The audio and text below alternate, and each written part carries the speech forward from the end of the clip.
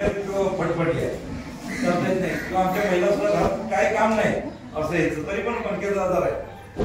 यासाठी आरोग्य कसं सुरक्षित ठेवावं यासाठी म्हणून मधुमेह किंवा इतर काही ज्या आरोग्य संबंधीच्या मार्गदर्शन आहे ते मार्गदर्शन आपण करावं.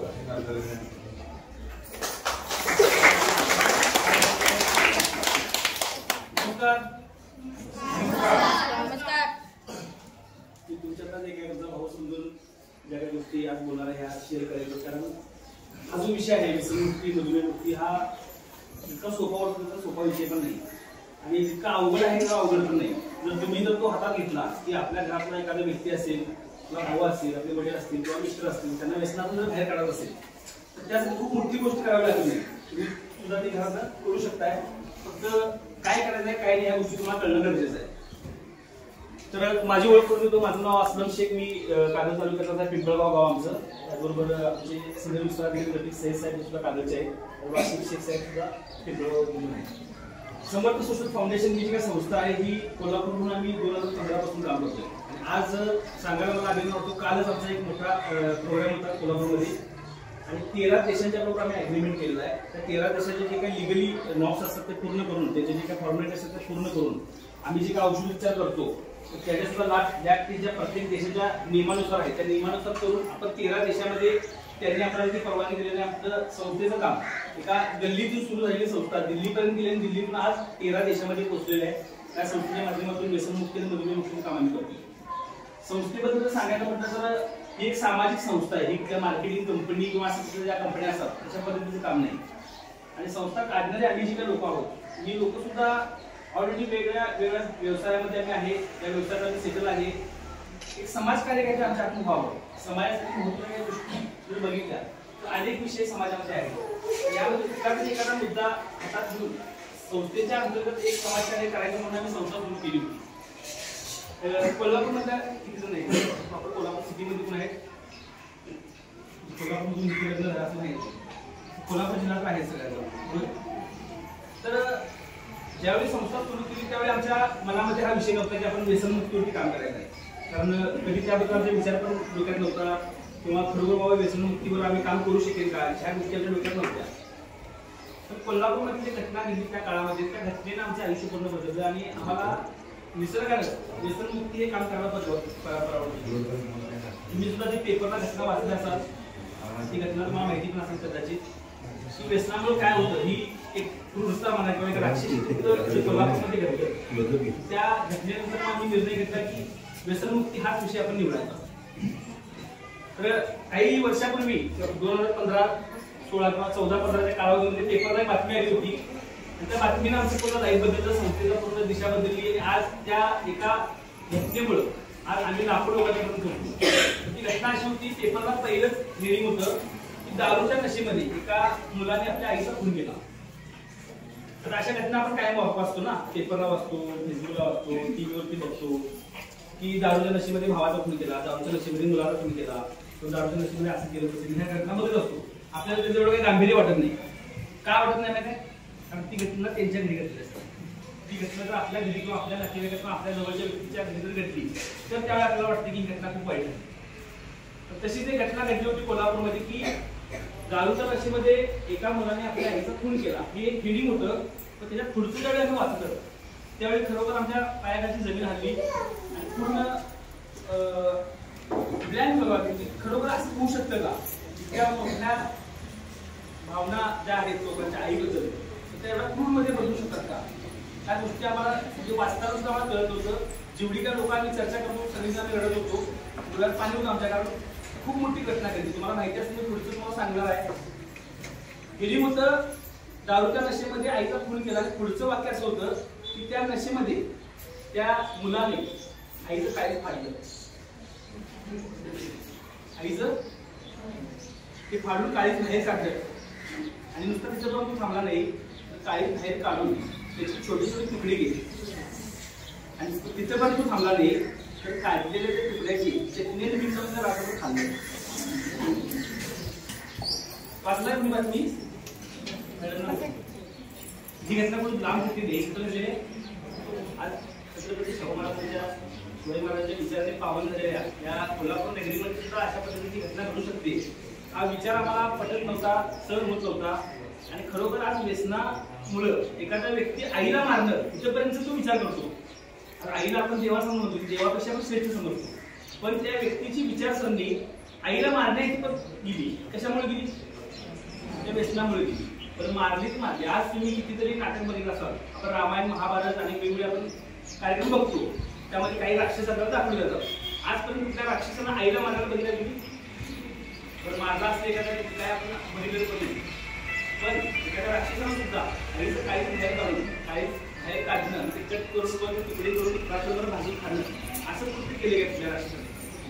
पण राक्षसाला सुद्धा लाजले इतकं खराब कृत्य, इतकं वाईट कृत्य जे माणूस तुला कायम असेल अशा पद्धतीचं कृत्य ते कोल्हापूर नगरीमध्ये घडलं. आणि त्यावेळी आम्ही ठरवलं की इतर अनेक विषय मार्केटला आहेत. त्यामध्ये अनाथाश्रम आहे, वृद्धाश्रम आहे, विधवा विवाह आहे, मुलीचं शिक्षण असेल, अनेक सामाजिक विषय मार्केटला आहेत. त्याचा कुठलातरी एखादा विषय घेण्यापेक्षा खऱ्या अर्थानं समाजाला गरज कुठला आहे? व्यसनमुक्त काम करता गरजेचं आहे. कारण एक व्यक्ती जर त्या घरात व्यसनी असेल तर अख्खं फॅमिली अख्खी कुटुंब बरबाद होतो, अनेक लोकांची खानदान बरबाद होतात. आणि त्या व्यसनामुळे आज आपण बघतोय, आज तुम्ही सीपीआर हॉस्पिटल माहिती तुम्हाला, तर सीपीआर हॉस्पिटलला जर आपण गेलो तर तिथं ऍक्सिडेंट वार्डमध्ये गेलं तर अनेक लोक तिथं कुणाचा हात मोठा आहे, कुणाचा पाय मोठा आहे तुम्हाला दिसतील. आणि त्या लोकांच्या मध्ये तुम्ही कॅटेगरी काढला तर तुम्हाला समजून जाईल की 70% जास्त लोक ज्यांचा ऍक्सिडेंट झालेला आहे किंवा जिथे हातपाय मोडून बसले त्याच्या मागचं कारण काय असेल? व्यसन आहे. आज कोर्टामध्ये गेल्यानंतर अनेक वाद विवाद चालू आहेत. हवामानाचा वाद, हक्कीचा वाद, गावातला वाद, मंडळांचा वाद. हा वाद का झाला? त्यावेळी जर आपण माहिती काढली तर त्याच्या मागचं कारण काय असतं माहिती आहे? व्यसन असतं. अनेक घटस्फोट चालू आहेत.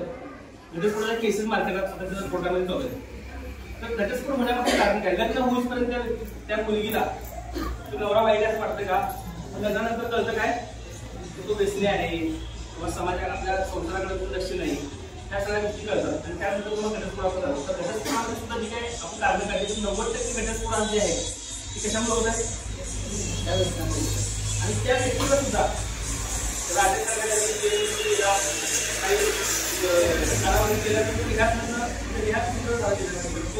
बाहेर पडत होता, तिथे व्यसन करणार मिळत होतं. तो निर्व्यसनी झाला. ज्यांना व्यसनामध्ये आईचा खून केला होता तिथं जेलमध्ये गेल्यानंतर व्यसन करत नसल्यामुळं निर्व्यसनी झाला. आणि सुरू झाल्यानंतर त्याला पत्रकारांनी विचारलं की इतकं मोठं कृत्य तुझ्या हातून का घडलं, कसं काय घडलं? तर त्यावेळी तुझं वाक्य हे होतं की मी काय करत होतो हेच मला कळत नव्हतं. कारण मी शुद्धीवर त्यावेळी नव्हतो. शुद्धीवर नसल्यामुळं मी आईला मारतोय, काही बाहेर काढतोय आणि हे सगळं आता मी आठवलं तरी मला असं वाटतं की मला मारून टाका, मला फाशी द्या, मला गोळ्या घाला, तर मला जगायचं नाही, मला जगण्यात आलं नाही. ती घटना काय माझ्या डोक्यात फिरते आणि त्या घटनेमुळे मला झोप नाही आणि एक बेचैन आहे मी, त्याला फाशी पण झाली. पण त्यावेळी ती बोलून काय फायदा होता काय? त्यावेळी तो खूप बोलला, रडला, आईची आठवण आली, सगळं त्याला जन्मल्यापासून म्हणजे लहान असल्यापासून आतापर्यंत आईनं वाढवलं, फिरवलं, देवाला घातलं, आंघोळ घातली, ह्या सगळ्या घटना त्या आठवत होता. आणि त्यात सगळं आठवण ती ज्यावेळी घटना येत होती की मी माझ्या आईला मारतोय, आईला बाहेर काढतोय, त्यावेळी त्याला त्यानं केलेलं कृत्य सुद्धा त्याला सहन होत नव्हतं. मग आम्ही विचार केला की आज आंधळ्या पांगळ्यांना किंवा अनेक लोकांना लोक मदत करतात, खुल्या पावलांना पण मदत करतात. पण एखादा चांगली कपडे घालून इन्शर्ट वगैरे करून जर एखादा व्यक्ती व्यसन करून जर पडला असेल रस्त्यावर तर त्याला आपण मदत करते का? खऱ्या अर्थानं त्या व्यक्तीला मदतीची गरज आहे. तो काहीतरी प्रॉब्लेम मध्ये आहे, व्यसन करतोय म्हणजे तो खराब आहे असं नाही. त्याच्यामध्ये त्याच्या मानसिकतेमध्ये जाऊन आपण विचार जर केला तर त्याच्या एवढा चांगला मित्र कोण नाही. आज इथं सगळ्या लेडीज आहेत, जेंट्स असतील तर त्या गोष्टी मी बोललो असतो. पण समजून घ्या की एखाद्या मदतीची गरज असेल, झाड वाद झाला असेल दोन मित्रांच्या मध्ये आणि त्याने दोन मित्रांना पण केलं. दोन मित्र असे आहेत, एक त्यातला व्यसनी आहे आणि दुसरा व्यक्ती आहे तो शिक्षक किंवा डॉक्टर आहे आणि माझी भांडण लवकर आहे. कोण पहिला जातोय? हा म्हणजे सुज्ञ आहे, आपण समजतो एज्युकेटेड आहे, ही भांडण मिळवायला आपण द्यायला पाहिजे. जातोय काय कधी शिक्षक आहेत पण ते तसं उदाहरण देतोय ते. पण ती भावना असते त्यांची की चला अशा काही क्रिटिकल कंडिशन मध्ये ती स्वतःचा विचार न करता त्याचं मदतीला धावून जातात. इतकंच नाही की त्यांच्या खिशातच पैसे नसतील तर रात्रीच्या वेळेला ती दारू पितोय, मित्राची कशी करणार पाहिजे, कुठनं पण काय पण करून वागणार, स्वतः पण पिणार त्याला पण काय करणार लागणार. ही त्याची भावना, ही मैत्रीची जी भावना असते ही सुद्धा त्याची चांगली असते. म्हणजे चांगला माणूस म्हणून ते असतात. पण व्यसनामुळं काहीतरी गोष्टी त्यांच्या आयुष्यामध्ये बिघडत असतात. त्या बिघडणाऱ्या घटना अनेक वेळा असं होतं की पूर्ण घर उद्ध्वस्त होतं. तर त्यावेळेला कुणीतरी जाऊन कुणीतरी मदतीचा हात देणं गरजेचं आहे. ह्या भावनेतून ही संस्था सुरू झाली. आज सांगायला मला अभिमान वाटते 2015 ला संस्था चालू केली होती. पहिले 1-2 वर्ष मी प्रबोधन करत होतो. वेगवेगळ्या गावी जायचं, अशा पद्धतीने शाळेमध्ये लेक्चर द्यायचं, पालक मेळाव्यामध्ये लेक्चर द्यायचं किंवा जे सप्ताह वगैरे असतात ज्या पद्धतीने प्रवचन वगैरे असतात, कीर्तन असतात, अशा ठिकाणी जाऊन सुद्धा आम्ही व्यक्तिगत लेक्चर देत होतो. आणि लेक्चर इतकी खतरनाक देत होतो की लोक येऊन शपथ वगैरे घ्यायची की सर उद्यापासून आम्ही दारू पिला नाही, रडत होती, तुम्ही आमचे डोळे उघडला. काही उदाहरणं पण आम्ही त्याच्यासमोर ठेवतो. तुम्ही सुद्धा खूप उदाहरणं ऐकलं असाल की व्यसन मुक्तीवरती काही घटना घडल्या असतील किंवा वेगवेगळ्या प्रवचनकार कीर्तनकारांनी लोकांना प्रॅक्टिकली सुद्धा काही उदाहरणं करतो. मला समजून घ्या. तर व्यसनी लोक आपण जेवढं समजतो तुम्ही ती खुळी नसतात, त्यांच्यामध्ये सायन्सेस लपलेलं असतं, थोडं शोध लावत असतात. हे दाखवण्यासाठी एक उदाहरण अशा पद्धतीने ठेवलेलं होतं की एका काचेच्या बरणीमध्ये पाणी ठेवलं होतं आणि एका काचेच्या बरणीमध्ये दारू ठेवली होती. आणि लोकांना दाखवायचं होतं की दारूमुळे काय प्रॉब्लेम होऊ शकतो आणि किती घातक असते दारू. हे दाखवत असताना काही किडे घेतले, काही किडे पाण्यामध्ये टाकले, काही किडे दारूच्या बरणीमध्ये टाकले आणि बघितलं काही वेळाला तर पाण्यातले जे किडे होते ते तरंगत होते, ते जिवंत होते. पण दारूतले किडे जे होते ते काही वेळाला काय झाले, मेले आणि ते तळाला आखले. मग काही लोकांना ते दाखवलं की बघा ह्यातून तुम्हाला काय बोध मिळाला, काय शिकायला मिळालं. अनेक व्यसनी लोकांनी हात वर केला. सर म्हटलं आज तुम्ही खऱ्या अर्थानं आमचे डोळे उघडला. आणि आजपर्यंत दारू पित होतं प्रमाण हे माहित नव्हतं. खऱ्या अर्थानं दारू पिल्यामुळे काय होते हे खरी जाणीव तुम्ही आम्हाला आज करून दिला. तुला काय वाटतं सांग म्हटलं. तो म्हटला दारूमुळे पोटाचे किडे म्हणतात. ही गोष्ट आम्हाला माहित नव्हती पण हे आम्हाला कळालं. त्या प्रवचनकार कीर्तनकार नव्हतं, त्यांनी काय केलं हे उदाहरण कॅन्सल करूया म्हणलं. ह्या उदाहरणाचा काय होत आहे तर ही लोक साहित्य सांगतात. त्यांनी काय करतात त्यात नुसतं एक पॉझिटिव्ह पॉईंट कसा काढायचा. तुम्ही आम्हाला दारू तुला काय म्हणणार आहे त्याला माहित असतं. दारू काय प्यायची असते ह्याच्या पद्धतीने त्यांच्याकडे ऑर्डिनरी लेख तयार आहेत. 4-5 जण बसतात त्यावेळी अक्षरशः ते चंद्रावर जाऊन आणले असतात. त्यामुळे त्यांच्याकडे जो डाटा असतो तो आपल्यापेक्षा काय पुस्तक वाचून असतो त्याच्यापेक्षा मोठा सगळा त्यांच्याकडे असतो. आम्ही जर एखाद्या व्यक्तीला घेऊन बसलो बाबा दारू का प्यायची त्याचं दारू पिऊ नकोस तर आम्ही 2-3 दिवस त्या सगळं राहिलो तर 14 दिवशी आम्ही दारू पिलो. काय पिली कारण एवढे फायदे आम्हाला सांगतो त्या दारू पिल्यामुळे एवढे फायदे मला माहिती. मग त्या प्रवचनकारांना काय केलं की हे उदाहरण बाबा उलट व्हायला नाही, काहीतरी उदाहरण आपण काय करूया वेगळ्या पद्धतीने देऊया.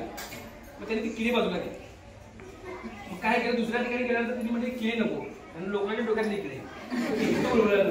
मग त्यांनी उदाहरण बदललं काय की एका बाल्टीमध्ये पाणी ठेवलं, एका बाल्टीमध्ये दारू करून ठेवली आणि एक गाढव आणलं. काय आणलं गाढव आणलं आणि गाढवाला सांगितलं की त्या दोन्ही बाल्ट्या समोर गेल्यानंतर गाढवानं दारू पिली काय पिलं. त्यावेळी त्या लोकांना विचारलं की बाबा आता तुम्हाला काय बोध मिळाला. त्याची गाढवं असतात ती पाणी पितात.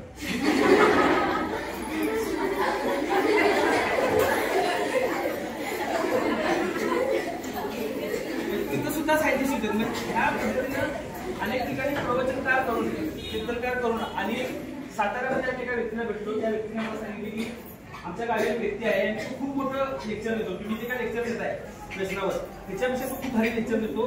त्याच्या लेक्चरचा फी पण असते 5,000 रुपये, 6,000 रुपये, 10,000 रुपये लोक देतात. त्याला गावात बोलवतात, तो गावी जातो, लेक्चर देतो, लोकांना रडवतो, हसवतो आणि एवढे लोक हे होतात रडून रडून लोळतात, शपथ घेतात पण दारू पिणार नाही वगैरे. आणि त्या व्यक्तीला तुम्ही तुमच्यासोबत घेताय का बघा. पुन्हा मी गेलो त्याला भेटायला गेलो. त्याला भेटायला गेल्यानंतर तिने अशा पद्धतीचे व्याख्यान सगळ्या वेगवेगळ्या गावी दिले असतात. त्या अशा बारडीमध्ये मी फिरला असतो. अनेक व्यसनी लोकांना त्याच्यावर मानसिक त्याच्यावर अत्याचार केला असतो. तो आम्हाला सांगतो काय सर तुम्ही जे काय सांगायलाय ते सगळं ह्याच्यापेक्षा जास्त मला माहिती आहे कारण मी खूप वर्षापासून व्यसनमुक्तीचे लेक्चर गावोगावी देतोय आणि इतके लेक्चर दिले मी गावोगावी जाऊन आणि लोकांनी व्यसनमुक्त व्हावं इतकं मी प्रेशरचं काम केलं, इतकं टेन्शन घेऊन काम केलं. रात्रन दिवस त्यांनी जागलं वेगवेगळे मुद्दे रात्रन दिवस जाऊन काढल्याने इतका मानसिक त्रास मला झालाय. आज मीच व्यसनी, मला या व्यसनातून बाहेर पडायचं. तू एवढा व्यसनी झालास का एवढं हे काय झालं मग तुम्ही लेक्चर वगैरे चालू केलं नाही म्हणजे आधी ते तू लेक्चर पाहता बंद केलं का बंद केलं काय विषय झाला काय नाही. मलाच म्हटलं मी काढलेली आणि दारूची आहे सवय ती घेतल्याशिवाय मला स्टेजवर जाऊन बोलता येत नाही. अशा कंडिशनमध्ये असताना एक गावी गेलो लेक्चर द्यायला खूप मोठ्या पद्धतीनं लेक्चर दिलं. त्या गावाला मला सत्कार केला आणि सत्कार करून मला 5,000 रुपये सुद्धा तिने जिंदगी मिळून दिली. तेव्हा ती चांगलं गावाला प्रबोधन करायला आला.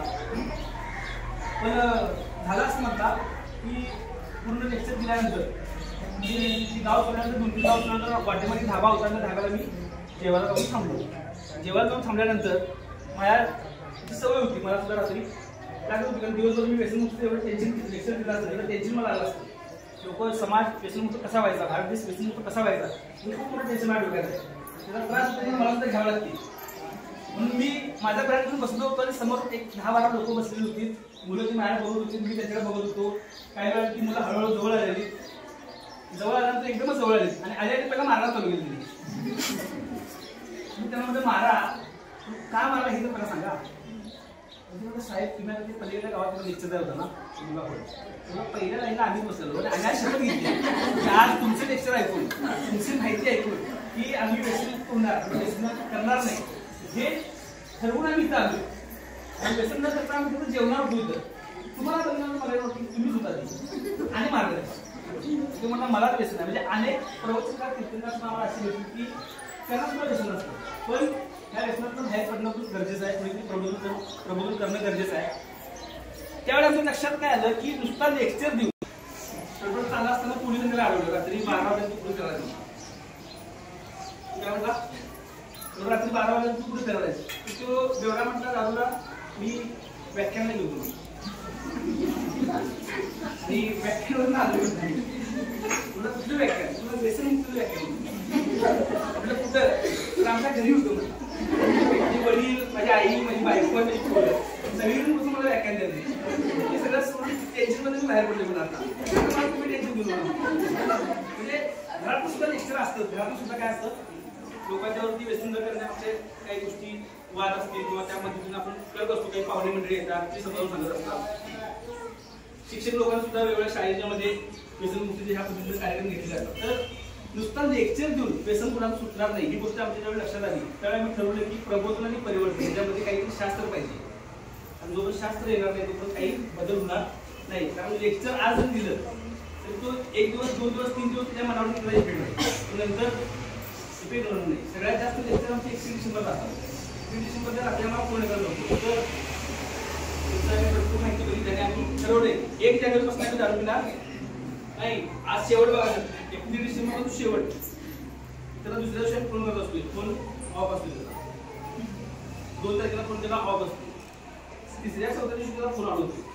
म्हणजे काय झालंय 3-4 दिवस हँग करून म्हणजे नुसतं लेक्चर देऊन किंवा ती लोकांनी ठरवून सुद्धा ते व्यसनमुक्त होऊ शकत नाही. का होऊ शकत नाही याची कारण आहेत. व्यसन ही फक्त मानसिक कुठला प्रॉब्लेम नाही. ज्यावेळी तू मनाने ठरवू शकतो, अनेक लोक असतात बघा, मी मनाने ठरवले, मी माळ घातली, मी बंद केलं, अशी खूप कमी लोक असतात. काही लोक असे आहेत की जी दारूच्या ग्लासला हात लावेपर्यंत त्यांना सुद्धा आवडत नसतं की मी व्यसनातून बाहेर पडतो, मला व्यसन नको आहे, पण त्यांचं शरीर साथ देत नाही. ज्यावेळी ते रक्तामध्ये भिनतं, ज्यावेळी ते इतकं भिनतं की तिची इच्छा असून सुद्धा तो व्यसनमुक्त होऊ शकत नाही, त्यावेळी त्याला शास्त्राचीच जोड देणं गरजेचं असतं. त्याच्यावर तो उपचार करणं गरजेचं असतं आणि उपचारातून त्याला त्याचं बाहेर काढणं गरजेचं असतं. तर ह्यासाठी ज्यावेळी आम्ही शास्त्र शोधायला गेलो की काहीतरी औषध द्यायला पाहिजे, पण तुम्हाला सुद्धा भरपूर ऐकून माहिती असेल अनेक प्रकारचे औषधं आम्हाला आमच्या समोर आहेत. काही लोकांनी आम्हाला सांगितलं ते जेवणाचं काहीतरी औषध करायचं आहे, काही लोकांनी सांगितलं चहातनं घाला, भाजीतनं घाला, अशी वेगवेगळी औषधं मार्केटला असतात. काही गोळ्या मिळतात, काही ठिकाणी चिंगम मिळतं व्यसन सोडण्याचं, तंबाखू वगैरे सोडायचं असेल तर अशा पद्धतीची औषध सुद्धा मार्केटला आम्ही बघितली. खरोखर त्याचे रिझल्ट आहेत का किंवा नाहीत ह्या सुद्धा मी पूर्णपणे त्याची शहानिशा केली. तर व्यसनी लोकांना एक तुम्हाला सांगतो, त्यास तुम्ही तर व्यसनी कोण देत नाही, तुम्हाला मिश्री जवळ व्यसन आहे का, तर व्यसनी लोकांना तुम्ही नाही. तुम्हाला समजा उलटी होत असेल तर उलटी होत असेल त्रास होतो का नाही, किती त्रास होतो. तर अनेक महिला अशा प्रकारची जाहिराती बघतात की जेवणात करायचं औषध आहे, चूर्ण करायचं औषध आहे आणि काहीतरी कार्यक्रम करायला बघतात जो व्यसनमुक्त होते म्हणून. आणि त्यावेळी तो सगळ्यात मोठा त्या व्यक्तीला घात होतो. काय घात होतो की एकतर व्यसन करून त्याच्या आतड्या खराब झालेल्या असतात, लिव्हर खराब झालेले असते, फुफ्फुस खराब झालेलं असतं, आजची कंडिशन पूर्ण खराब झालेली असते. अशा ह्याच्यात जर एखादं औषध त्या पोटात गेलं आणि त्यावेळी जर त्याला उलटी होणार असेल किंवा त्यावेळी उलटीचा त्रास त्याच्या मनात शरीरामध्ये चालू झाला तर तुम्हाला जेवढा त्रास होतोय त्याच्या 10 पटीने त्रास त्या व्यक्तीला होतो. त्याला पहिल्या उलटीला असं वाटतं की एमजीओ समोर उभा आलाय, दुसऱ्या उलटीला वाटतं की एमजीओ आलाय जवळ नाही, तिसरी उलटी होणार असली त्याला वाटतं मी गेलो. तर अशा पद्धतीने तुमच्याकडे काय कुठलं औषधाचं काय कोणी सांगितलं किंवा कोणी बोललं की बाबा चूर्ण कार्यक्रम करा, जेवणात करा, यातनं करा आणि तुमच्या नवऱ्याला व्यसनमुक्त करा किंवा भावाला व्यसनमुक्त करा. तर अशा कुठल्याही प्रकारच्या औषधाचा वापर तुम्ही करू नका. ऐकत ना तसं ऐकलंय कधी अशा औषधं असतात ते, पण तसं कुठल्याही प्रकारचं औषध हे औषध नसतं. तो एक प्रकारचं रिॲक्शन असतं. व्यसन मुक्त करण्यासाठी त्या व्यक्तीला शारीरिक मानसिक या दोन्ही गोष्टीची गरज असते. नुसता तुम्ही कुठलेही औषध घेऊन एखाद्या व्यक्तीची सर्दी सुद्धा बरी करू शकत नाही. न सांगता आपण म्हणजे काय कुठला आजार बरं करू शकत नाही. आपल्या घरात समजा एखादं मुलं आहे, त्याला सर्दीचा त्रास आहे, त्याला जर समजा आपण एखादं औषध दिलं न सांगता, त्याला आईस्क्रीम खायची सवय आहे, त्याची सर्दी बरी होईल काय? म्हणजे व्यसन करणाऱ्या व्यक्तीची सवय जी आहे की दारूच्या दुकानात जायची सवय आहे, त्या मित्रमंडळात बसण्याची सवय आहे, तो जर नाही म्हणा मित्र त्याला म्हणून पाजणार आहे, ह्या सगळ्या गोष्टी होणार आहेत. अशा ह्याच्यात तुम्ही चूर्ण एखादा औषध घातले, त्याला माहितीच नाही कुठलं औषध घातले मला, तर तो नियमान त्याच्या सवयीप्रमाणे दारू पिणार व्यसन करणार, त्यावेळेस त्याला त्रास झाला तर तो त्रास इतका महाग असतो. तुमचं औषध असणार 400-500 रुपयाचं, तर उद्या त्या शरीरामध्ये काही त्रास झाला तर लाखो रुपये लागण्याची वेळ येते. दुसरं पैसे देतात. अशा काही केसेस आम्ही बघितले की त्यामध्ये अनेक लोक जगावले पण आहेत. हार्ट अटॅक येतो, आतडी लिव्हर डॅमेज होते, आतडी खराब होते, अशा अनेक घटना घडतात. पण ह्या सगळ्या गोष्टी बघितल्यानंतर अनेक डॉक्टर सुद्धा आम्हाला भेटले की बाबा ही वेगवेगळ्या पद्धतीचे आम्ही औषध देत होतो, पण त्या अमुक गावात अशी घटना घडली त्यानंतर आम्ही औषध विकत बंद केली. आणि लोक केस करतात की बाबा आमच्या व्यक्तीला असं झालं. आणि दारू पित असतो तोपर्यंत तो काय असतो, नालायक असतो. एखादा डॉक्टरनं औषध पुष्ट दिलं तर त्यावेळी तो आमचा खूप चांगला माणूस होता, तुमच्यामुळे बाद झाला डॉक्टर. अशा पद्धतीची तक्रार काही लोक काय करतात, डॉक्टरांकडे करतात. अशा अनेक डॉक्टरांनी सुद्धा व्यसनमुक्तीचे औषध घेणे सुद्धा बंद केलं. कारण त्यांच्या एका ह्या पेशंटमुळे आता दवाखाना त्यांचा काय होता बंद होण्याची शक्यता असते. मग आम्ही विचार केला की एकतर प्रबोधन करून पण व्यसनमुक्त होणार नाही, अशी औषधं देऊन पण चालणार नाही, मग द्यायचं काय? व्यक्तीला व्यसनमुक्त करायला पाहिजे, तुला त्रास पण व्हायला नको पाहिजे. ह्या विचारातून असताना आम्हाला डॉक्टर BS माने म्हणून सांगलीमध्ये डॉक्टर आहेत, सायंटिस्ट आहेत, वेगवेगळ्या औषधं बनवतात आणि त्यांच्या माध्यमातून आम्हाला हर्बल स्प्रे मिळाला, आयुर्वेदिक हर्बल स्प्रे. त्याचं वैशिष्ट्य असं आहे की तो खाण्यापिण्याचं औषध नाही. ते औषध काय आहे, फक्त गालावरती आणि पोटावरती स्प्रे करायचा असतो. स्प्रे केल्यानंतर 10 मिनिटं झोपून आल्यानंतर तो ऑब्झर्व होतो बॉडीमध्ये. जसं आपण अमृतांजन लावतो, अमृतांजन डोक्याला लावला किंवा पायाला आपण बाम लावला तर ते वरती लावलं असतं, पण असं तुझा काय होतो आतमध्ये असं होतो. त्या पद्धतीचं ते स्प्रे बनवलेलं आहे. त्याला कुठल्याही प्रकारचा साईड इफेक्ट नाही आणि त्रास कुठलाच काय होत नाही. आयुर्वेदिक असल्यामुळं, हर्बल तत्व त्यामध्ये असल्यामुळं फायदे भरपूर आहेत. तर तो रिझल्ट सुद्धा आहे त्याचा 15 मिनिटांमध्ये दिसतो. समजून घ्या की तुम्ही एखाद्या व्यक्तीला स्प्रे वापरला, 15 मिनिटांनंतर त्या व्यक्तीनं तंबाखू खाली तर तंबाखू त्याला मातीचा गेला, तंबाखू त्याला वाटतच नाही. गुटखा खाला तर तसं काय तर सिमेंट खाल्लं किंवा असं मातीकडे तोंडात गेलं ते मला पहिल्यांदा लागत नाही म्हणणार. दारू जर एखाद्याने पिली तर तो म्हणणार की मला पाणीच प्यावलं, मी दारू घेईल मी, त्याला नशा होणार नाही. आणि एखाद्या व्यक्ती पूर्ण नशेत आहे, त्याला उठता पण येत नाही, झोपलाय, त्याला जर मी स्प्रे केला 15 ते 20 मिनिटात तो उठून झाला. फक्त घरला काय दारू करून झाला हे माहिती. पण त्या व्यक्तीला जर आपण सांगितलं की बाबा अशा पद्धतीच्या औषधामुळे तू व्यसनमुक्त होऊ शकतोस, त्यातनं बाहेर पडू शकतोस आणि त्रास कुठला नाही तर तो औषध घ्यायला काय होतो, तयार होतो आणि तो सुद्धा चांगल्या पद्धतीने रिप्लाय देऊन त्या व्यसनात काय होतो, बाहेर पडू शकतो. ह्या स्प्रेच्या माध्यमातून आम्ही 2018ला काम चालू केलं. आज आमच्या संस्थेसोबत 6000 पेक्षा जास्त डॉक्टर काम करतात, ऑल पॅकेजचे. त्यामध्ये आयुर्वेदिकवाले आहेत, होमिओपॅथीवाले आहेत, त्यामध्ये होमिओपॅथीवाले आहेत, ॲलोपॅथीवाले पण आहेत. आणि एका छोट्या दवाखान्यापासून 100-200 बेड असे हॉस्पिटल असले सुद्धा डॉक्टर आपल्याबरोबर काम करतात. मोठे मोठे डायग्नॉलॉजिस्ट आहेत आणि मोठमोठे हॉस्पिटल जे शासनांतर्गत चालू जातात, जसं मिरजमध्ये मिशन हॉस्पिटल वगैरे तुम्हाला माहितीच आहे.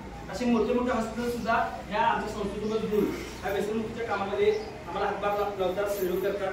याचबरोबर अनेक लोकांना समाजकार्याची आवड असते. असे समाजकार्य करणारे सुद्धा जवळजवळ 20 ते 25,000 प्रशिक्षित PRO आमच्या संस्थेसोबत जुळलेले आहेत, जे आज महाराष्ट्र आणि देश आणि देशाच्या बाहेर सुद्धा आता कार्यरत आहेत. ह्या सर्व लोकांच्या माध्यमातून आम्ही व्यसनमुक्तीमध्ये आमच्या देशातली ही एकमेव अशी संस्था आहे की प्रॅक्टिकली व्यसनमुक्त, कारण संस्था भरपूर आहेत ज्या लेक्चर देणार आहेत, पण प्रॅक्टिकली समाजकार्य करणाऱ्या संस्थेमध्ये आमच्या संस्थेचं नाव घेतलं जातं.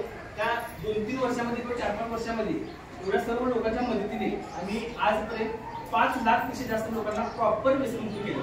त्यासाठी त्या संस्थेने थोडं कळलं.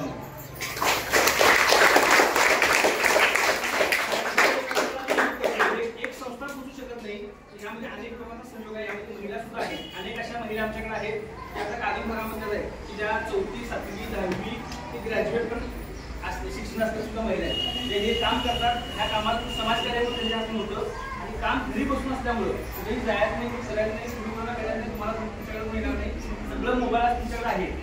या मोबाईलच्या माध्यमातून काम करून सुद्धा अनेक लोक महिन्याला 10,000, 20,000, 25,000 पासून ते महिन्याला 7 ते 8 लाख रुपये मिळवणे लोक आमच्याकडे संस्थेमध्ये मिळवलेले.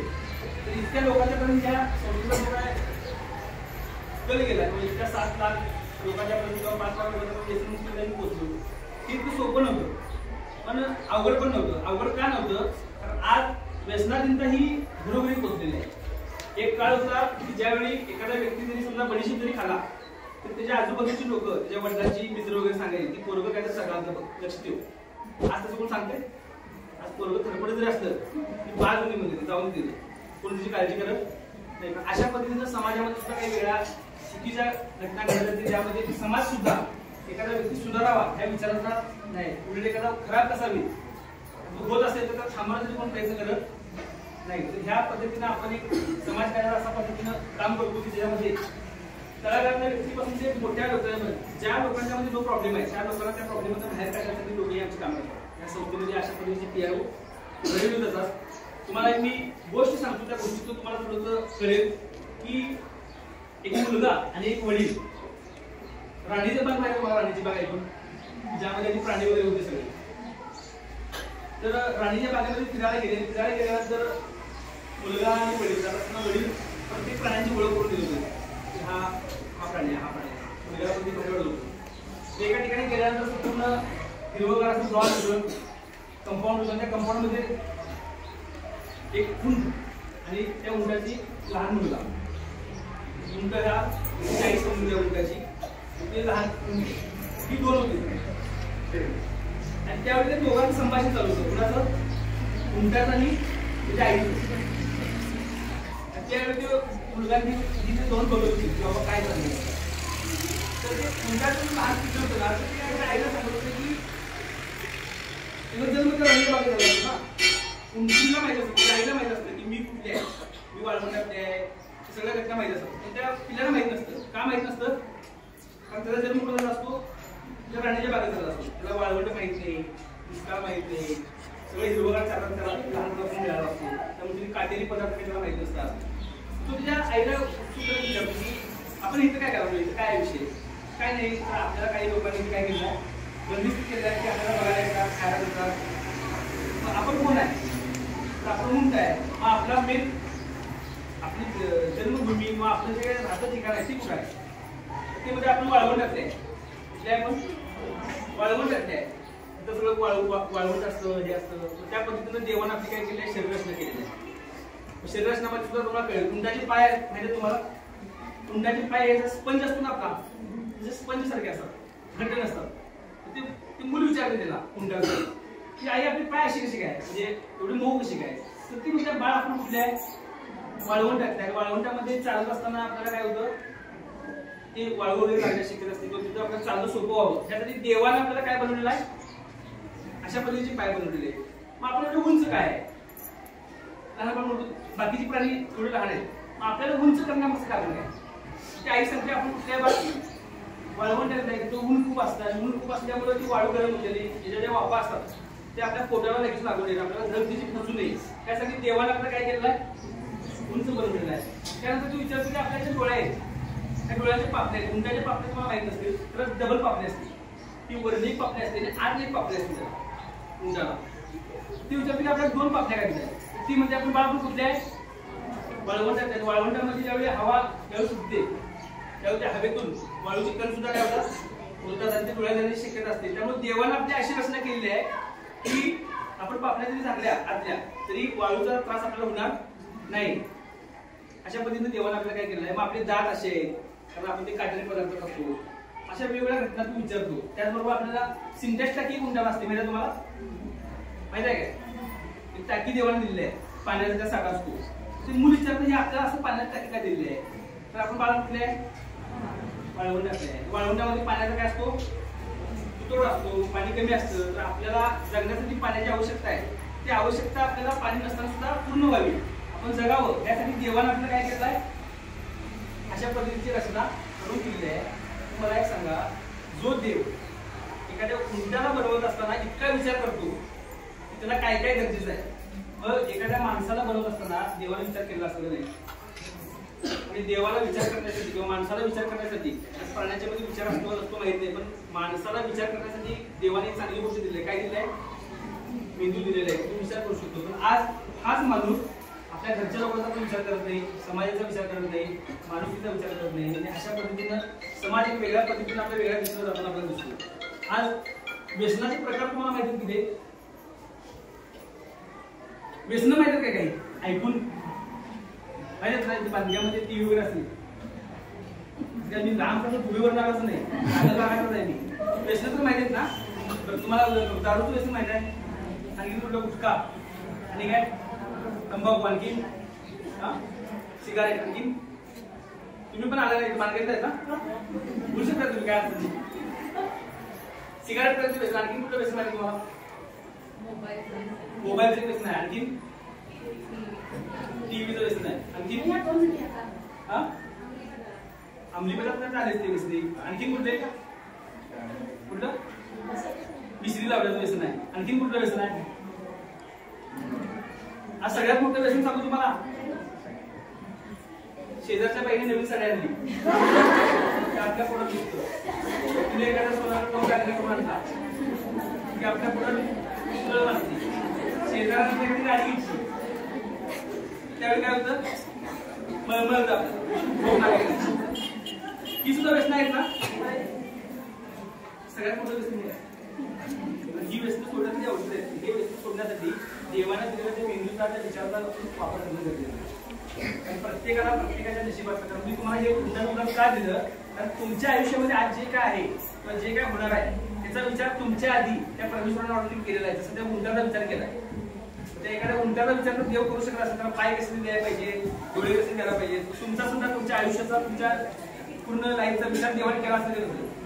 त्यामुळे तुमच्या सुद्धा आयुष्यामध्ये ज्या काही गोष्टी ज्यादा आहेत, कमी आहेत, त्या गोष्टीला कधी दुःख मानलं येत नाही. एखाद्याच्या आयुष्यात जर भरभराट होत असेल तर त्याला शुभेच्छा द्या मोठ्या मनाने. ज्यावेळी तुम्ही शुभेच्छा देत आहे त्यावेळी तुमच्या आयुष्यात सुद्धा अशा घटना घडत चालू होतात. हे एक सगळ्यात मोठं व्यसन आहे. त्याचबरोबर मोबाईल सुद्धा वापर जितका कमी करता तितका करा, स्वतःही करा, लहान मुलांना हे करू द्या. कारण ती एक सगळ्यात मोठा एक बॉम्ब आहे.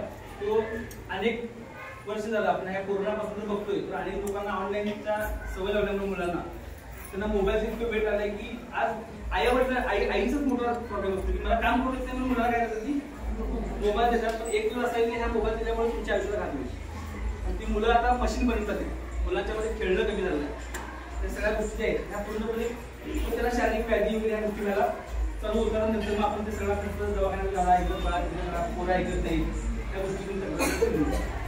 त्यामुळे तो एक व्यसनाला तुम्ही सगळ्यांनी पहिल्यांदा काय करा, त्याच्यावर पालन करा. आणखी काय व्यसनमुक्तीबद्दल तुम्हाला काय विचारायचं आहे? शंका काय असेल तर दिगंबर पाटील सर हे या शाळेमध्ये शिक्षक पण होते आणि आमच्या संस्थेसोबत सुद्धा त्यांनी आम्हाला सहकार्य करतात की बाबा व्यसनमुक्तीमध्ये सर माझ्याकडून सुद्धा काही मदत व्हावी.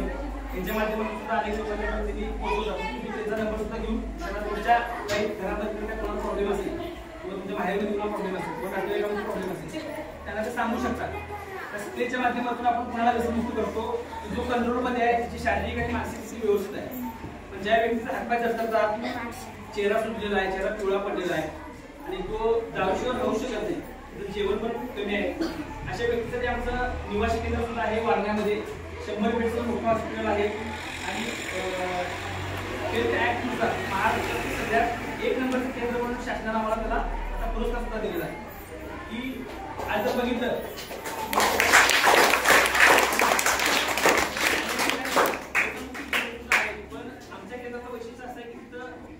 शारीरिक, मानसिक, आध्यात्मिक, कौटुंबिक सगळ्या लेवलला त्याच्यावरती काम केलं जातं. त्या व्यक्तींना बाहेर काढलं जातं. अनेक ठिकाणी जे वादविवाद आहेत व्यसनामुळे, काही लोकांचे घटस्फोटाचा प्रॉब्लेम असेल, काही लोकांचा नोकरीचा प्रॉब्लेम असतो. आमच्याकडे अनेक सरकारी नोकऱ्या सुद्धा आहेत जे व्यसन करतात म्हणून त्यांना निलंबित केलेलं आहे. अशा लोकांना व्यसनमुक्त करून आमच्या संस्थेतील लोक पदाधिकारी जाऊन सर्टिफिकेट परत त्या नोकरीवरती रुजू करतात. आम्ही घटस्फोटामध्ये म्हणतात जवळजवळ 50 जास्त घटस्फोट झालेले सुद्धा आम्ही मिळवलेले आहेत. ज्यांच्या केसेस चालू होत्या अशा ठिकाणी त्यांच्या घरी जाऊन त्या व्यक्तीला ओके करून हा जो माणूस ओके आहे हे सांगून सुद्धा होणारे घटस्फोट सुद्धा आम्ही थांबवले. त्याचे पुनर्वसन सुद्धा काम संस्थेच्या माध्यमातून केलं जातं. कारण होतंय काय, एक सायकल फिरत असते, हा दारू पितोय म्हणून मी नांगणार नाही, त्याला विचारलं ही नांदत नाही म्हणून मी जाणार. ह्या ते फिरत असं सगळं सगळं त्यांच्या घरच्यांना विचारलं दोघांच्या पण की दोघं अशी जाईल की आमचं ऐकत ह्या ऐकत काय म्हणलं की अनेक लोकांचे संसार सुद्धा होतो आला लहान मुलं सुद्धा काही लोकांचे ती बघणार कोणाकडे आई अशी बाबा असा कोणच सुद्धा ऐकत शुगर हा जो काय प्रॉब्लेम आहे शुगर बद्दल तुम्हाला माहिती आहे थोडीशी मी सांगतो ते आपण शुगर म्हणतो पण शुगर हा घाबरण्यासारखा आजार नाही आधी म्हटलं जाते की हा श्रीमंताचा आजार आहे कुणाला तरी होत होता शुगर आणि गावात कोणाला शुगर झाली ती चर्चा होत होती गावावर की आमक्याला शुगर आहे आता घरोघरी शुगर आहे सांगायला म्हटलं तर तुम्हाला सांगतो 4-5 महिन्यापासून सुद्धा काही लहान मुलांना सुद्धा शुगर चालू झालं त्यांना टाईप 1 म्हणजे अनुवंशिक शुगर सुद्धा असते पण शुगर ही शरीराला घातक नसते शुगर शरीराला सुद्धा आवश्यक असते आपण चालणं फिरणं ह्या सगळ्या गोष्टी याच्यासाठी शरीराला जी ऊर्जा पाहिजे ती ऊर्जा जी आहे ती ग्लुकोजमध्ये मिळते फक्त ती ऊर्जा आपल्याला प्रॉपर मिळावी त्या ऊर्जेचं सिक्रेशन प्रॉपर शरीरामध्ये व्हावं त्यासाठी शरीरामध्ये इन्सुलिनची गरज असते कशाची गरज असते इन्सुलिन आणि इन्सुलिन निर्मिती करणारा एक घटक आपल्या शरीरामध्ये आहे त्याला म्हटलं जातं साधूपिंड काय म्हटलं जातं हा इंग्लिशमध्ये त्याला पॅन्क्रियास म्हणतात साधूपिंडाचं काम जर तुमचं प्रॉपर होत नसेल तर शरीरामध्ये काय होतं इन्सुलिन निर्मिती व्यवस्थित होत नाही त्यामुळे शरीरामध्ये ग्लुकोजची लेवल राहायला पाहिजे ती लेवल प्रॉपर राहत नाही की त्यामुळे आपल्याला वाटतं की शुगर जास्त आहे किंवा शुगर कमी आहे मग अशा वेळेला आपल्याला काय सवय असते पावडर लावल्या मला गोरं व्हायचं आहे ही सवय वेळाला लावलेली त्यामुळं अनेक लोक काय करतात आपल्या शरीर जे आहे ते आयुर्वेदिक घटकाने बनलेलं आहे कसं बनलेलं आहे तर आपल्या शरीरात ज्या गोष्टीपासून बनले त्याला तीच गोष्ट द्यायला पाहिजे ना ती गोष्ट तर आपल्याला खाण्यात मिळत नाही आपल्या शेती पिकवणं चुकीच्या पद्धतीने आहे औषध फवारणी वाढलेले आहे पिकवलेलं शिजवण्याच्या पद्धती चुकीची आहे त्याच्यामुळे त्यात काही सकस घटक आहेत ते सुद्धा निघून जातात आणि जे शिजवलंय ते खाण्याची वेळा आपल्याला प्रॉपर नाही त्यामुळे सुद्धा आपल्या शरीराला आवश्यक असणारे घटक न मिळाल्यामुळं आपल्या शरीरामध्ये असणारे जे काय प्रॉपर ऑर्गन आहेत त्यामध्ये दूध असेल किडनी असेल लिव्हर असेल साधूपिंड असेल ह्यांना आवश्यक असणारे न्यूट्रिशन मिळत नाही हे न मिळाल्यामुळं तो प्रॉब्लेम झाला असतो पण आपल्याला एक सवय काय आहे की गोळी खायला माझं डोकं दुखायला थांबायला पाहिजे गोळी खायला मला रिझल्ट यायला पाहिजे आणि ह्यामुळं आपण काय होतो की अशा पद्धतीच्या काही वेगवेगळ्या डॉक्टरांच्याकडे जातो त्यांनी तेच शिकलं असतं त्यामुळे त्यांना इतर काय सांगायला गेलं तर त्यांना ते ऐकून घेत नाही कारण ती पुस्तकाच्या चौकटीमध्ये असतात त्यामुळे आयुर्वेदिक वालाबद्दल निगेटिव्ह बोलणार नाही आयुर्वेदिक वालाबद्दल वेगळं बोलणार ह्या गोष्टी होत असल्यामुळे आपल्याला कुठं जायचं हे कळत नाही पण आपल्याला काय असतं की आम्हाला लगेच रिझल्ट पाहिजे पण लगेच रिझल्ट म्हणून अनेक शुगर झालेले लोक पहिला पर्याय काय निवडून माहिती गोळी खायला चालू करतात माहिती आहे तुम्हाला शुगरच्या लोकांना गोळ्या करतात सकाळी गोळी संध्याकाळी गोळी आता ही गोळी करते काय शुगरची गोळी कधी तुम्ही ऐकला एखाद्या व्यक्तीला शुगरची गोळी दिलेली तरी 2 महिने खाला 4 महिने खाला त्या गोळ्या बंद झाल्या कधी ऐकला उलट काय ऐकला तुम्ही एक गोळी होती 2 झाल्या 3 झाल्या काही लोकांना हळूहळू बीपीची गोळी चालू होती बीपीच्या गोळीवर त्याला रक्त पातळ होत नाही म्हणून रक्त पातळाची गोळी दिली जाते अशा गोळ्या चालू होतात आणि ठराविक लेवलला गोळ्या खाऊन आतले ऑर्गन पूर्णपणे खराब झाल्यावर त्या व्यक्तीला नैसर्गिक इन्सुलिन निर्मिती पूर्णपणे बंद होते मग डॉक्टर म्हणतात की गोळ्या खाऊन तुमचं काय होत नाही तर तुम्ही इन्सुलिन घ्या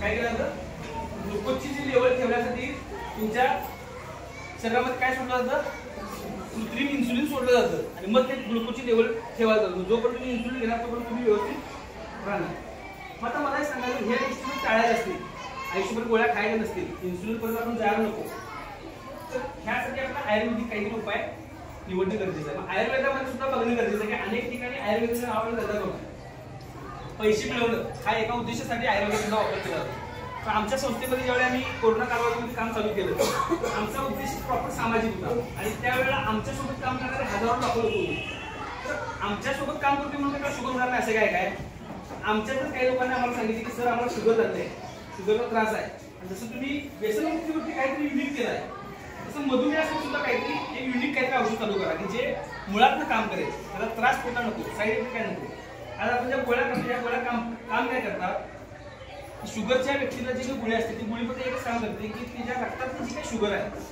ती लघवी वाटते घामावाटी काय करते ती कमी करते साधूपिंड बरी करते काय फक्त रक्तातली शुगर कमी करते आता मला एक सांगा रक्तातली शुगर ज्यावेळी कमी होत असते त्यावेळी रक्तातली इतर चांगले घटक म्हणजे जात असते त्याने त्या फक्त शुगर जाते रक्तातले इतर चांगले घटक केल्यानंतर रक्तातली जी काही एनर्जी आहे ती सुद्धा काय होते कमी होते तुमच्या माहिती सांगतो आज खेडेगावात अनेक लोकांना शुगर आहे हिजीनीचे एकच केले पण ती सगळं खातात, खातात पितात, ठणठणीत काम करतात, त्यांना कुठला त्रास नाही. का त्रास नाही ना काय? शुगरमुळे मला हे प्रॉब्लेम आहे हे म्हणणं चुकीचं आहे. शुगरमुळे प्रॉब्लेम नसतो. शुगरच्या ज्या तुम्ही व्यक्तीच्या गोळ्या खाल्ल्या किंवा गोळ्यांचं प्रमाण तुम्ही ज्याला खाल्लाय, हे प्रमाण सुद्धा ओळखण्याची पद्धत काय ती तुम्हाला सांगतो की लोक ते प्रमाण बघत नाही. आपण एकच रिपोर्ट काढत असतो, जेवणाआधी किती होते, जेवणानंतर किती होते, एवढं चेक करत बसतो आणि आपण त्या गोळ्या खात बसतो. पण ते प्रमाण पण बघणं गरजेचं आहे. तर रक्त कमकुवत झाल्यामुळे आज सगळे स्नायू आपले काय होतात, कारण ताकद मिळत नाही, मग लोकांना डोळ्यांचे प्रॉब्लेम चालू होतात, थकवा जाणवतो, रात्री वेळा सारखं वेळ झाला की रेग्युलर वगैरे येतं, त्याला त्रास माहिती आहे. काही लोकांना जखमा बऱ्या होत नाही. तुम्ही ऐकला सर शुगर झाल्यामुळे पाय कापला, हात कापला, बोटं कापली, हे ऐकलं ना? ह्या सगळ्या घटना का चालू होत्या? ह्या शुगरमुळे होते. पण मी तुम्हाला मगाशी सांगितले की अनेक लोकांना शुगर आहे ते त्यांनी चेकच केलेलं नाही.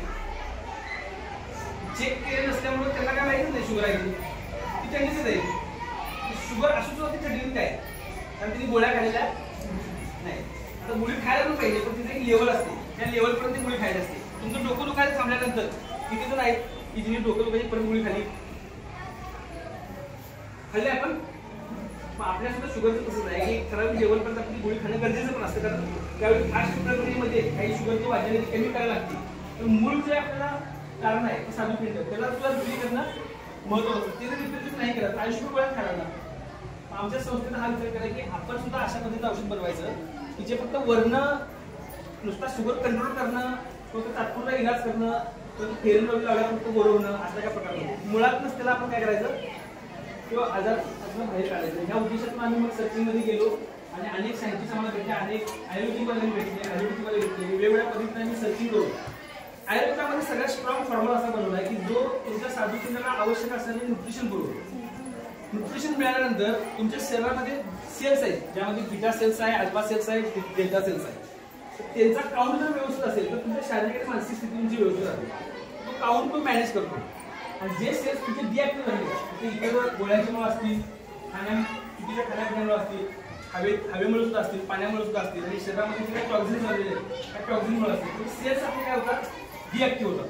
आणि ते डिॲक्टिव्ह झाल्यामुळे आपल्या शरीरामध्ये एनर्जी पाहिजे, एनर्जी मिळत नाही. तर आम्ही काही न्यूट्रिशनल असे फॉर्म्युले बनवले की जे तुम्हाला शरीराला डायरेक्ट न्यूट्रिशन पुरवतात. तुमचे खराब झालेल्या ऑर्गन हे ऍक्टिव्ह व्हायला चालू होतात, सेल्स काउंट मॅनेज होतो. आणि त्याचबरोबर तुमचं शरीर जे आहे त्याला न्यूट्रिशन त्याला मिळालं आणि ह्याच्यामुळे काय मंदावलेली काम आहेत ती गतिशील होतात. त्यामध्ये पहिलं काम काय असतं की तुमच्या शरीरामध्ये इन्सुलिन निर्मिती थांबलेली आहे, म्हणजे कमी जास्त होते, ती प्रॉपर होते. शरीराला इन्सुलिन जर प्रॉपर झालं तर तुमच्या ग्लुकोजची लेवल सुद्धा काय होते, मेंटेन राहते. मग तुम्हाला गोळी खायची गरज पडत नाही. मग हे ओळखायचं कसं, तर ह्यासाठी असतो HbA1c म्हणून एक रिपोर्ट असतो. कुठला असतो HbA1c. तुमच्या घरात जरी कोणाला शुगर असेल तर तुम्ही त्यांना सांगा की तुम्ही HbA1c रिपोर्ट एकदा काढा. जर तुमचा HbA1c रिपोर्ट 5, 5.5 किंवा 5.6च्या रेंजमध्ये असेल तर त्या व्यक्तीला सांगायचं तुला शुगर नाही, म्हणजे इथला आकडा 300 दाखवून दे, 400 दाखवून दे, काही अडचण नाही. तर जिथला आकडा 300-400 त्याला शुगर म्हणता येत नाही. का म्हणत नाही मग ते सांगतो, कारण तुम्ही चावीला कधी मीटर बसवलाय माहिती आहे तुम्हाला, ऐकून चावीला मीटर जर बसवलं आणि मीटर काय करतं की चावीतून पाणी किती येतं ते दाखवत असं ना आकडा. आता समजून की पुढल्या बाजूला मोटर लावली तर मीटर काय होणार, फास्ट फिरणार ना, पाणी येणार आहे. मोटर बंद केल्यानंतर मीटर कमी दाखवणार, मोटर लावल्यावर मीटर काय करणार. हा सगळा तुमचा जेवणाआधीचा जेवणानंतर. हे का तुम्हाला सांगतो, एखाद्या व्यक्ती शुगरवाला टेन्शन मध्ये आहे, घरात बायको भांडे गेले, राग असं टेन्शन मध्ये, त्यावेळी जाऊन शुगर चेक केली, शुगर कमी दाखवणार जास्त. हा तोच माणूस 10 मिनिटं शांत करून बसला आणि त्याने जाऊन शुगर चेक केली, 10 मिनिटात शुगर कुठे गेली.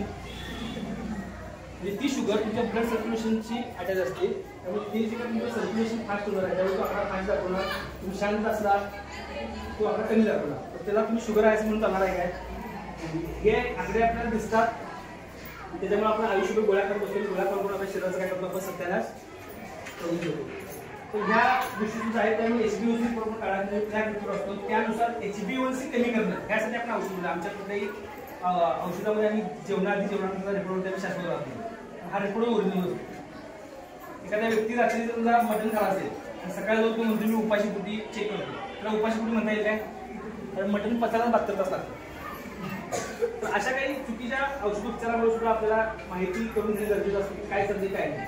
आणि ह्या पद्धतीने हे HbA1चे रिपोर्ट वगैरे काढा. शुगर संदर्भात सुद्धा तुम्हाला ज्या काही इन्फॉर्मेशन पाहिजे असतील तर त्या सुद्धा तुम्हाला मिळतील. आणि व्यसनमुक्ती हा जो विषय आहे हा खूप मोठा विषय आहे. यावरती जेवढं काम करता येईल तेवढं कमी आहे. तुमच्या घरी जरी कोणाला व्यसन असेल, आज तुम्हाला विचारलं तुम्ही सांगू शकणार नाही, लाजेअभाव आपण बोलू शकत नाही, आपल्या घरात एखादं वाईट गोष्ट सुद्धा आपल्याला बाहेर सांगायला कसं वाटते. हे एक मोठं मन असतं महिलांचं, त्यामुळे तुमच्याकडे दोघं तयार होतं.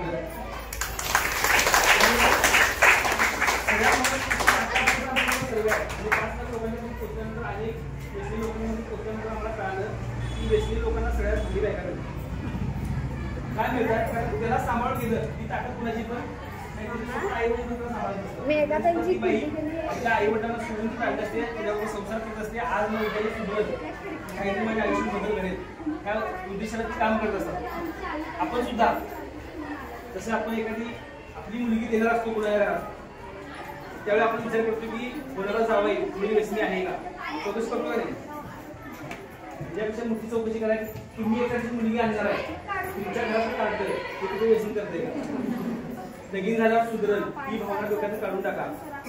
अशा पद्धतीने ते आपला मुलगा सुधारावा म्हणून दुसऱ्या एखाद्या मुलीचा बळी देऊ नका. आणि तुमची मुली देत असताना सुद्धा हा विचार करा की तो मुलगा काय करतो, खाऊन सुखी आहे का, पैसे किती मिळते महत्वाचं नाही, पैसे आज नसतील तर उद्या मिळवेल तो, पण त्याला सवय कुठली आहे, त्याचं बसणं उठणं कुठं आहे, मित्र मंडळी कुठं आहे, ह्या गोष्टी सुद्धा बघा. कारण मी ह्या संस्थेमध्ये जुळण्यामागचं कारण तुम्हाला सांगतो. माझी सख्खी बहीण आज विधवा आहे, ती ह्या व्यसनामुळे. त्यावेळी मी निश्चय केला की अनेक बहिणी आहेत की ज्या व्यसनामध्ये आढळलेल्या त्या महिलांना एक व्यसनातून बाहेर काढण्यासाठी आपण पुढाकार घ्यायचा. एक दाजीने वाचू शकलो नाही, पण त्यावेळी माझ्या संस्थेची माहिती नव्हती, संस्था माझ्याला मिळाली नाही. त्यावेळी ती संस्था ही माझ्यावर असती, ह्या पद्धतीने मी त्या दाजीसाठी विचार केला असता तर कदाचित आज दाजी असते. आणि माझा भाचा वडिलांचा अभाव आहे, त्याला वडील नाही, माझ्या भाचीला वडील नाही. ही जी काही गोष्टी मी बघतोय त्यावेळी मला जाणवते की काय दुःख आहे. कारण ज्यावेळी स्वतःच्या घरात ज्यावेळी अशी घटना घडते त्याच वेळा त्या गोष्टीचं जाणीव होत असते. अशा अनेक महिला आहेत, अनेक मुली आहेत त्यांच्या घरी त्रास चालू आहे. त्यासाठी तुम्ही पुण्याकडे घेऊन ह्या लोकांना बाहेर काढण्याचा प्रयत्न करा. तुमच्या घरात कोण असेल तर लाजू नका, त्याची काय मनात भीती बाळगू नका. चांगल्या पद्धतीने त्याला मायेचा हात घेऊन किंवा आधार देऊन त्याला आपण त्यातून बाहेर काढू शकतो. जी एकदमच फेल गेली आहे त्यांना आपला हॉस्पिटल आहे त्याची सुद्धा माहिती तुम्हाला सरांच्या माध्यमातून मिळेल.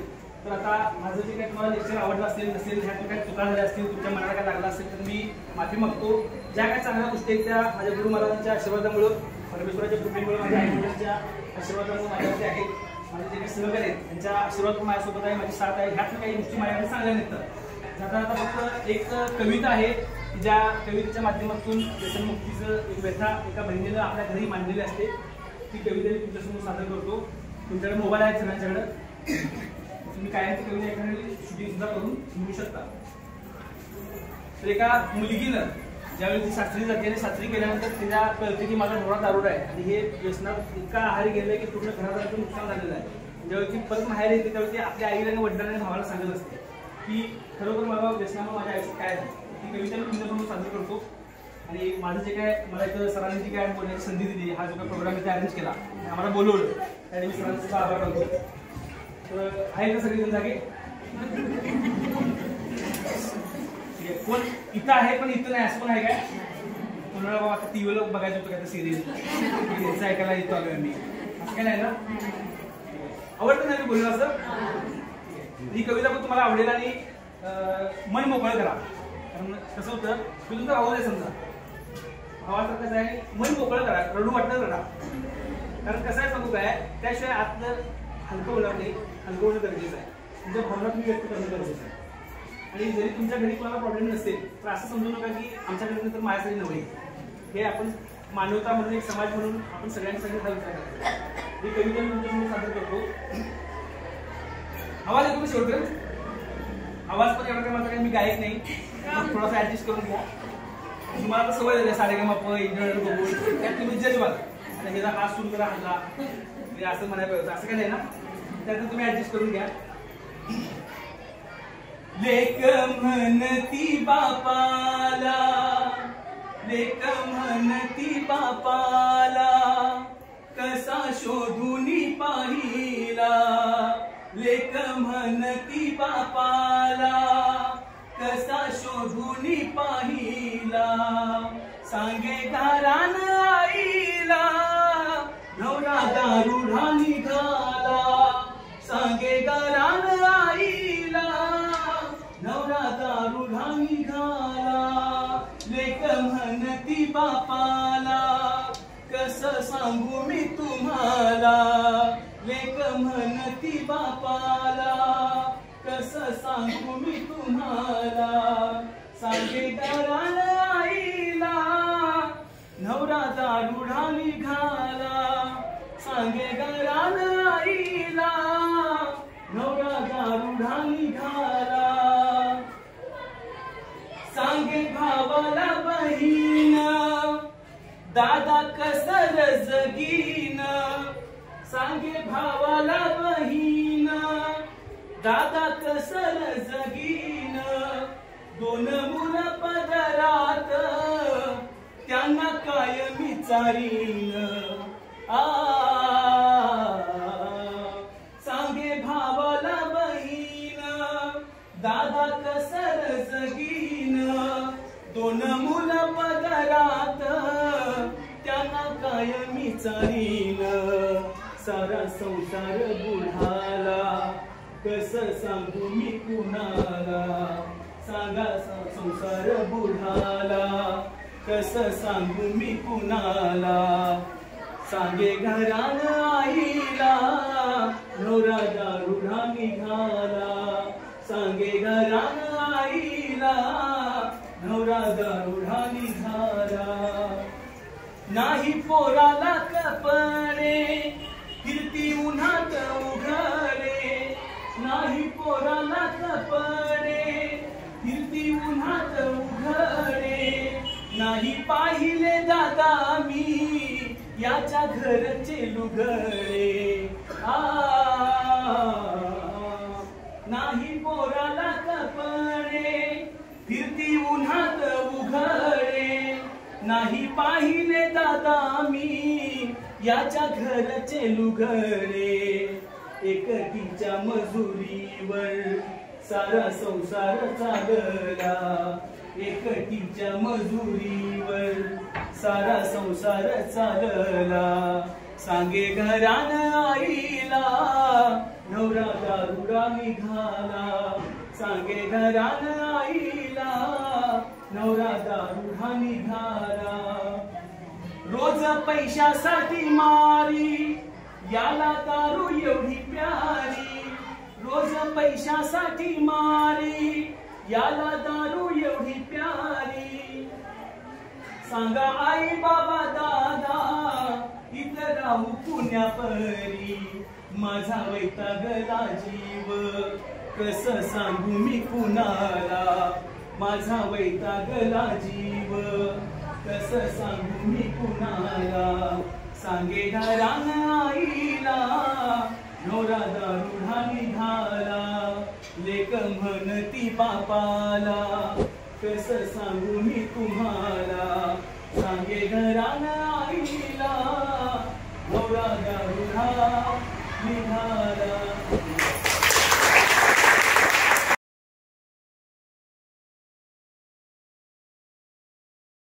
गर्जा हिंदुस्तान चॅनलला सबस्क्राईब करा आणि ताज्या घडामोडी जाणून घेण्यासाठी बेल आयकॉनवर प्रेस करा.